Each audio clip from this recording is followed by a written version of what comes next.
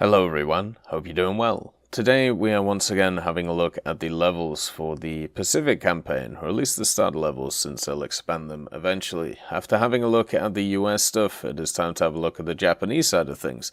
And there's obviously a lot more unique things on the Japanese side. What's kind of interesting, first of all, is you can see the separate guns here. You got the 11, you got one of the bolt actions, and then also you have what looks like a Type 100 with access to a bayonet. So that's pretty cool. It looks like they're going to be pretty strong when it comes to this campaign.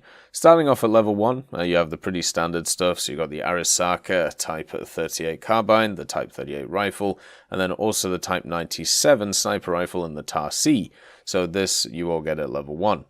So this will be Tanker 1, Infantry 1, Sniper 1 probably. Basically, starting off with the TAR-C, it is just a standard light tank which has its turret chopped off and added a open top 20mm auto-cannoned turret. So this will be very strong against infantry. It will also be incredibly strong against other armored vehicles if it gets access to AP. That's the key thing. Will it just be a HE lobber, or will it get access to AP? If it gets access to AP, this will be very strong, at least against the M13, but not as strong against some of the later tanks that the Americans have. When we have a look at stuff like the Type 38, the Type 38 is a pretty standard gun. It's not too crazy. It's a bolt-action service rifle, obviously used by Japan, mainly used in the Second Sino-Japanese War. It chambers 6.5, so similar to the Carcano from the invasion of Tunisia, which is not very fun because it's not very good. There is a version of it which did take 7.62, but it's post-World War II, so probably not going to use it. It also has some interesting features, obviously being a bolt action, decent muzzle velocity, and pretty decent fire rates, but it only has a 5-round mag, which sucks. But that's kind of a standard when it comes to a lot of these Japanese things. When we have a look at the next one, so this is the sniper rifle. This is the sniper rifle that you get at rank 1. It's the Type 97, and this is actually based off of the Type 38. So it's just a modified Type 38, so has the same things, has a 5-round internal magazine on it, stripper clip loaded. It also has a 2.5 times telescopic sight, so that's how it goes. It's still 6.5 though when it comes to its caliber. So won't hit like a truck, but you know, at least it's won't be too bad. But it'll be okay. The main thing is the clips only being 5 really sucks. That's one place where I feel like Japan's going to kind of struggle, is the ammunition setup. The Arisaka, of course, is very similar to just the standard Type 38. Arisaka is basically just the series of bolt action rifles of about 30 caliber that was standard issue to Japanese forces between 1905 until 1945. They're basically like a family of Japanese military bolt action service rifles in production and used since 1897 when it replaced the Murata rifle family. Then by the end of the Second World War, it was then once again replaced again. So that's where the name kind of comes from. So when you see that, that's kind of what it's talking about, the general time period. For level 2, you get access to the Assaulter 1 squad with the S1-100. Now I was like, oh, well, maybe that's interesting. And then I read an export version of the Austrian MP34 SMG. And yes, that's exactly what it is. So they've tried to make it, I don't know why it's doing that, I apologize. They tried to make it more interesting, but unfortunately what you have here, I'll do this to fix that, I apologize. When you have a look at actually the S1-100 and what it actually is, it is the MP34. So basically you're getting an MP34 at level 2 for the Japanese, and obviously it's known as the Steyr Solothurn S1-100. Yeah, it's going to be no different to what you've seen in other campaigns. It just looks kind of different because it has a different name, but it's just because they've named it different. The Type 1 rifle comes in as well. So the Type 1 is actually looking quite cool. This is another Arisaka, obviously in the ranks. It's another bolt action that kind of exists around the place. What is very interesting about it is this technically isn't Japanese. So this was produced by Italy for the Japanese Empire. So it was used by the Japanese, but it was built by Italy. So you know what that means? That's right, we're back to that 6.5 cartridge again. It has, once again, a 5-round clip, so a small clip, has an internal box magazine on it, and it's weird because it's like a weird mishmash of a different stuff. So it's based on the Type 38, which we saw before. It uses the Carcano action on it, but also retains the Arisaka 5-round box magazine. So this one is like a weird mishmash of like different guns, and none of them good. So it's gonna be annoying to use. And when you compare it to the Enfield, which is on the other side, definitely a lot weaker, at least in my opinion. Then you have your float plane, the Aichi, the E-13A1. This one was mainly used as a scout plane for stuff like cruisers and things like that. But it does actually have access to some bombs. It doesn't have any offensive weaponry going forward. The Japanese didn't really like that on their kind of recon planes. But it does have a defensive gun in the back. It's not very strong, though. And it does get access to these 4 60-kilo bombs. So that's pretty standard on it. It'll pack a little bit more of a punch than the SOC on the other side, but neither of these are going to be, breaking records or anything. They'll give pilots something to use, but I think you'd be better off on the ground at that point. Then you got the Type 97 anti-tank rifle. This is a pretty standard anti-tank rifle. It's actually more interesting looking at some other stuff. Like the later AT guns, because I can't actually find anything on it. But the Type 97, it's just a 20mm anti-tank rifle, so it fires a 20mm shot.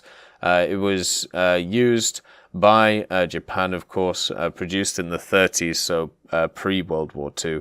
It has a 7-round box magazine, which is quite nice, and against most of the stuff that you'll find, at least in the lower echelons of the Pacific, it'll be able to deal with. Once people start rolling around in M2s and M3s, I think it's actually going to struggle a little bit. Since it's only a 20mm cartridge, it probably isn't going to do too well.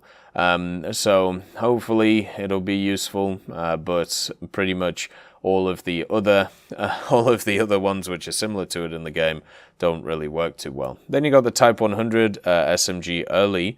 Now, the Type 100 we've actually already seen.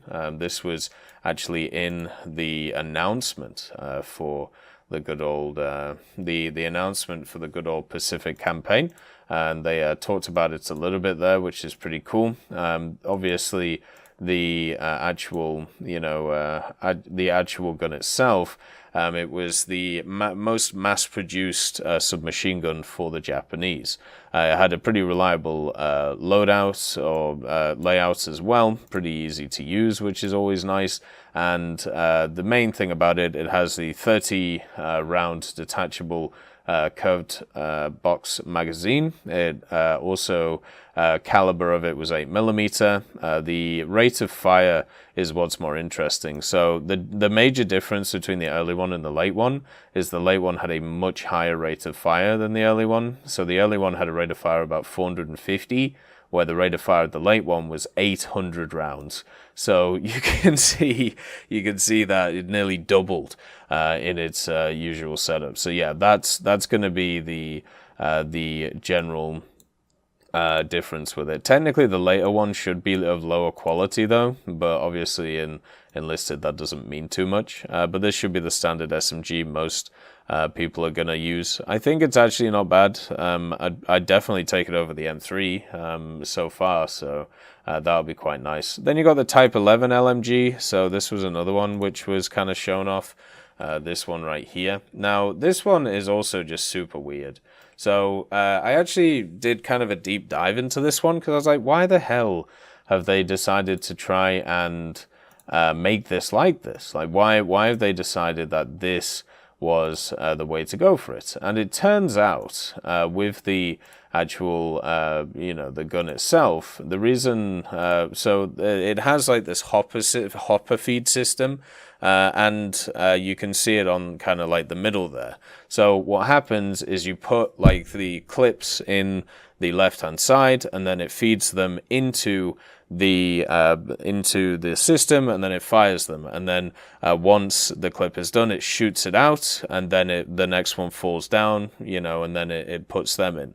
So at the time where this was built, because you got to remember this was built before the Second World War, and there was a ton of different designs going on. So there was the design from the British with the Vickers stuff, with the circular 47 round drum. There was also the Germans experimenting with belt-fed stuff, the Americans as well. But there wasn't really like a standard way of doing machine guns like there is now, with where you have like belt-fed stuff like going through the side and around.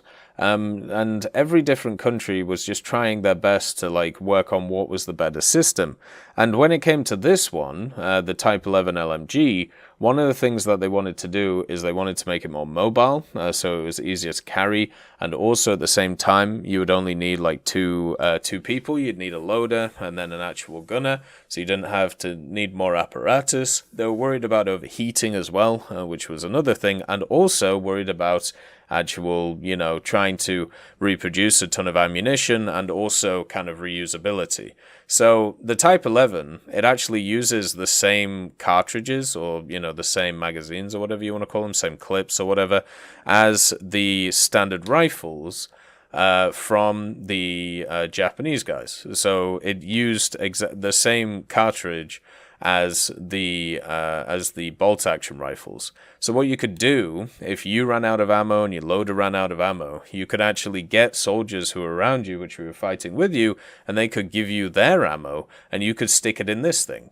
So the idea is you would have a very easily producible set of ammunition because everything could just be built the same.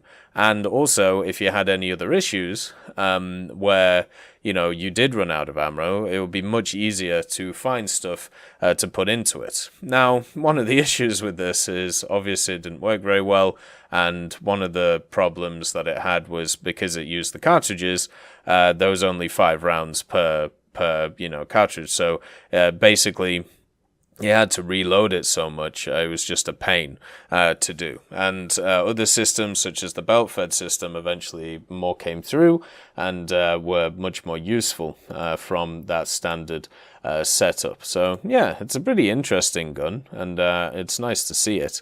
Then you've also got the Type 89. So this is the compact mortar, the general lightweight infantry mortar. The range and power of its 500 gram load is equal to that of a full-size counterparts, and ammunition supply contains 10 extremely troublesome rounds for the enemy. What's going to be interesting to see is what angle you can fire this at, because technically you could kind of stick this on your knee or whatever and then fire it. Probably wouldn't be very nice, but you could do it. And I wonder if you're going to be able to use it kind of like the RM, or if it's just going to be like a standard mortar. But we'll have to see. Then we've got the Hargo. So the Hargo is not very good. It's probably the best way to put it. It's a little chunky boy, and what that basically means is it doesn't really move too fast. It has a 37 which has APHE attached to it, and the APHE isn't terrible. It's just not very good.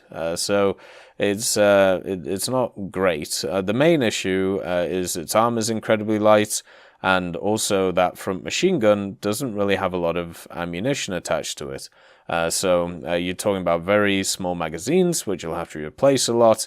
So very similar to the Italians when it comes to Tunisia. So out of the two vehicles here, I think the M2A4 is much more superior. than the Hargo, unfortunately. But the Hargo still should be able to withstand machine gun fire and stuff like that. At least a little bit angled. If it's against the 50 cal and the 50 cal gets AP, the 50 cal will just chew this thing up. So we'll have to see how it goes. Then you got the Type A rifle. So they actually show this one here, which is pretty cool. You can see it right here. This is an early prototype of one of the first Japanese semi-auto rifles. If you didn't know, so the Japanese didn't really invest a lot into semi-autos, which is why you're going to get a lot of weird and wonderful ones in this campaign. They're going to be very odd and they're going to be very different. So this one, just like a lot of the bolt actions, it only has a 5-round magazine. Because they hate you, so you're going to be reloading quite a lot with it. So hopefully the reloads aren't too bad. But yeah, the Japanese are incredibly limited on semi-autos. So comparing them to the American one's going to be a bit rough, but they can kind of balance them through punching power, and also at the same time, they still should have access to some, they still should have access to some of them, even if they were just prototype ones. Then you've got, of course, the Shinto Gunto Type 95. This will be an assaulter's weapon, and it should give you a speed boost and all of that good stuff. So you'll be able to just run at enemies with it. And obviously on the other side, you have the shotgun. I'm kind of interested to see which one's going to perform better in general. I would probably take the shotgun over the katana, but actually having something like that as a secondary to be able to give you a speed boost into battle, and also just seeing like groups of them fly around might be pretty fun. I wonder how the AI is going to react with them. Is probably my main thought towards this stuff. Then you got the A5M4. So the A5M4, it's a carrier-based monoplane. It's quite a weak one. It's not the best in the books. It won't really do too much. The Buffalo, I think, is way more powerful than it. So just to give you an idea of what it's going to look like. So in War Thunder, it already exists, right? Like it's already in the game, and the models that you get in War Thunder are just the ones which appear in Enlisted. So this one is what it'll look like, and they can carry like a 250. So at least there's that to it. It should do pretty well from that point. It has really weak main armament, only 7.62s really. It has a bino on it, which is pretty nice. But yeah, it'll be able to carry a few bombs if it needs to, but it's not going to be very strong. So nowhere near compared to the A5M4. So that's something to know. Then you got the Type 99 rifle late. Now, from what I can see here, I might be wrong about this, but the Type 99 is obviously it was a rifle for the Japanese during the Second World War. It was a bolt action rifle, right? And was it this one? Oh no, so I don't have a picture of it. But basically, it's a standard bolt action rifle of the Arisaka design. So I don't see a late kind of variant of it, which is a semi-auto variant. There was a conversion of it, and I think this might be what it's talking about, because as we talked about before, so the standard caliber of this thing was 7.7, and then there was a conversion of it which went to 7.92, and then there was another conversion which actually added Springfield ammunition, or the Springfield cartridge to it.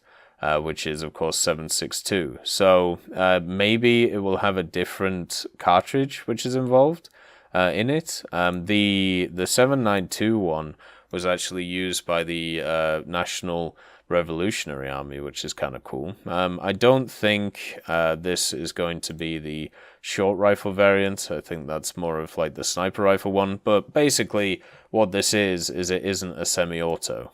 So this is going to be a bolt action, which is not going to be as powerful as the M1 Garand, unless like it hits like a truck and people are good at firing it.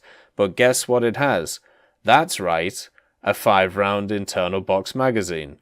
Don't you love it? Wonderful. So every one of these rifles has 5 rounds in them, and that's it. So you better not run into a bunch of 9-man infantry squads. Otherwise, you're going to have a few issues. Then you got the Type 93 flamethrower. It can go up to 18 meters. Should be pretty strong. Should work very well. Don't really have any issues with it. Then you got the MP28. The MP28 is in a bunch of other campaigns already.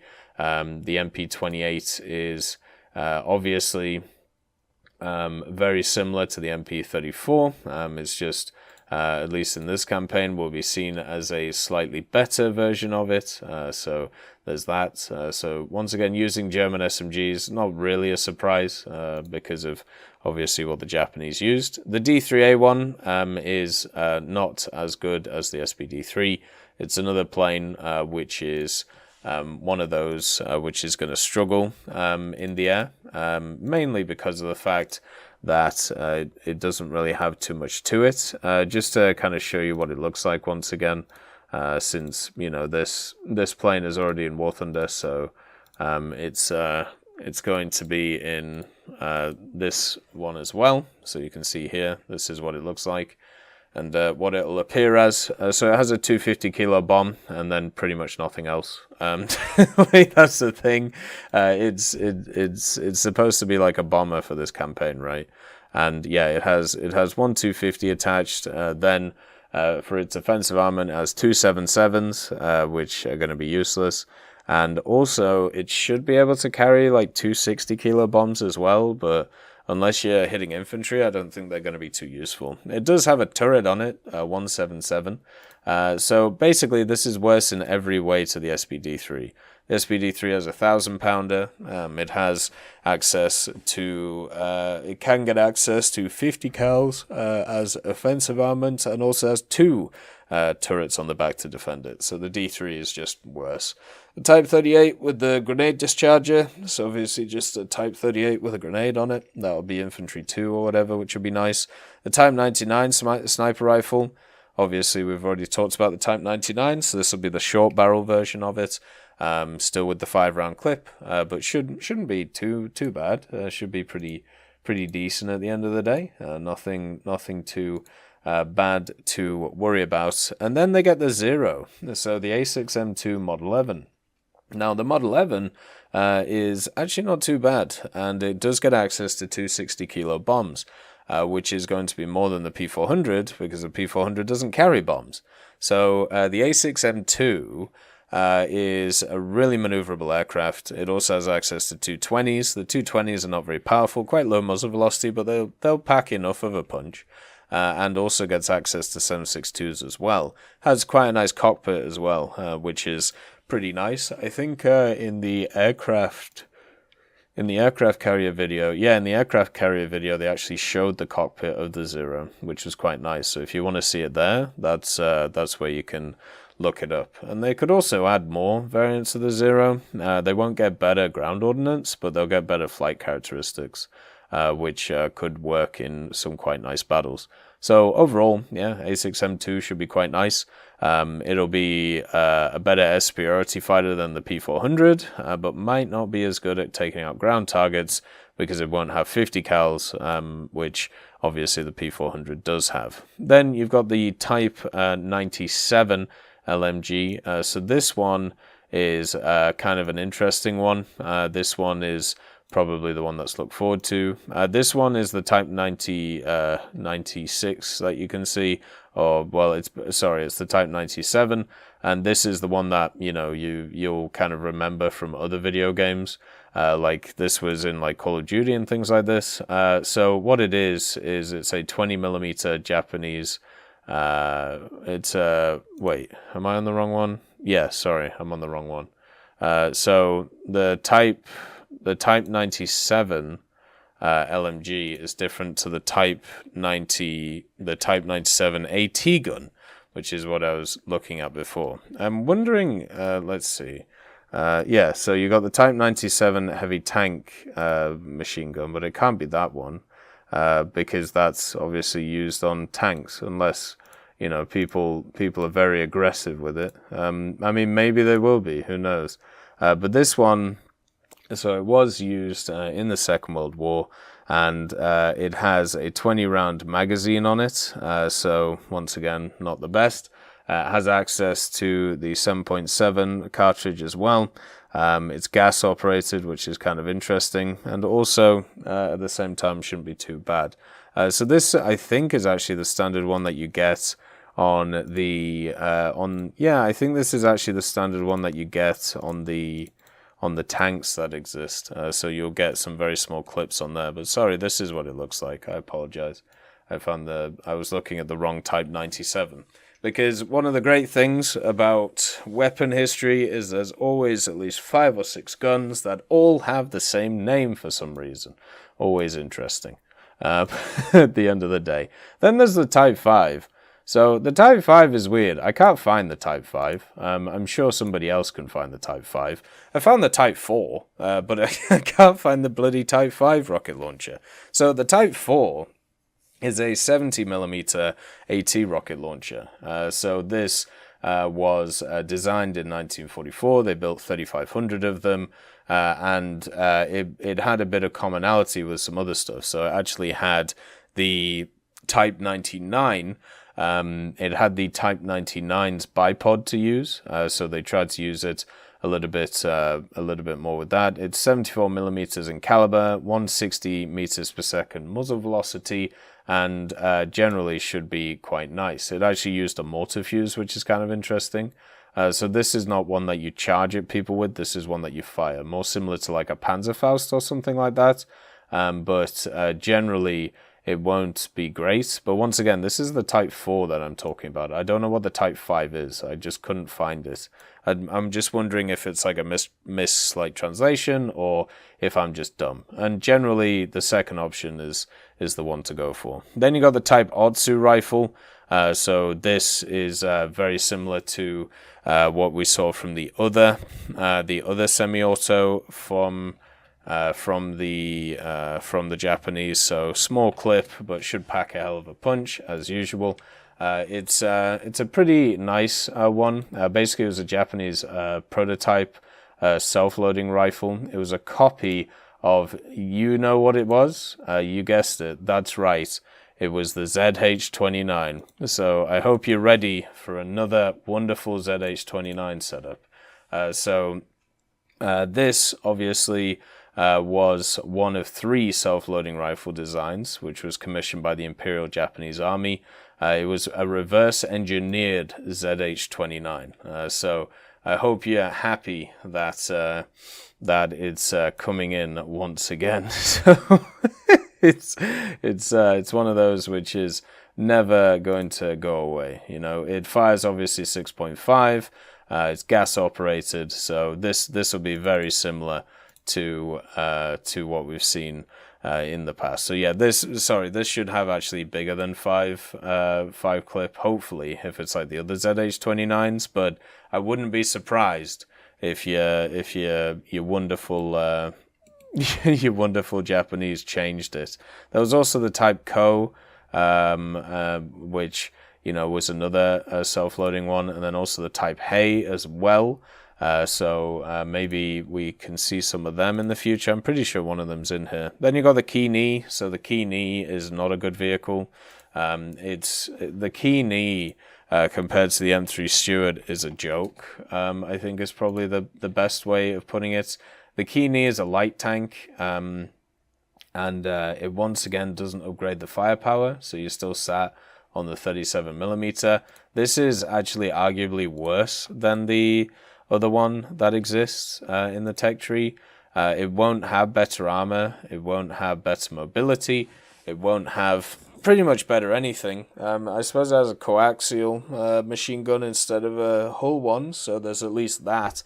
But with the little pea shooter gun and with the big shoot me spot in the center here, yeah, it's the M3 Stuart's a decent upgrade over the M2, but this is not an upgrade over the other one. So hopefully it'll be useless, so we see more infantry combat. Then you got the Type 100 flamethrower, so this is just going to have extended range, like the M2 flamethrower, should be quite nice. Then you got the Type 2A SMG. So the Type 2A SMG is the experimental one, as it says. Look how weird this design is. Like, it's super odd at the end of the day. I don't know what was going on with it, but I'm sure it'll be quite fun to use. When it comes to Enlisted, one of the things that's really nice is it basically means that you have like a really interesting setup. Like you can kind of bring in whatever you want, as long as it was kind of built. Now this SMG, the Model 2, it actually the standard Model 2 actually used the 8mm Nambu round, which is super weird. But later variants may have used something else. We're talking about a 30 or a 50 round box magazine, so this will probably be the 30 on it. And then also 800 rounds a minute, of course, with an 8mm caliber. So that'll be quite nice on it. We'll have to see how it goes, though. Obviously, being an experimental one, you can kind of shift it and shape it up as you want. So it's not going to be as simple as that. Then the last one is the Type 96 LMG. So this is one that you should kind of know about. I kind of showed it before, wherever I put it. There you go. So this is the LMG itself. It's one which is very much well known. It's probably the one which is most well known when it comes to Japan. It fires 6.5 in it. It's gas operated, 30 round detachable magazine on it, which is quite nice. Has a good rate of fire, has a good muzzle velocity, and is very similar to the ZB that we have in game, and also the Bren gun. So we'll have to see how its iron sight goes. But overall, not too bad. It's once again uses the same ammunition as you see in pretty much every other gun. But that's all of the Japanese stuff. So a lot of cool new things, a lot of bolt actions, a lot of weird stuff, but some things which are, kind of copied off other things which you may not know, just having different names and all that. But overall, not too shabby. I'm looking forward to playing this Japanese setup. I think it'll be really fun, and just looking forward to this campaign in general, so it should be quite nice. As always, I hope you have a wonderful day, and I'll see you next time.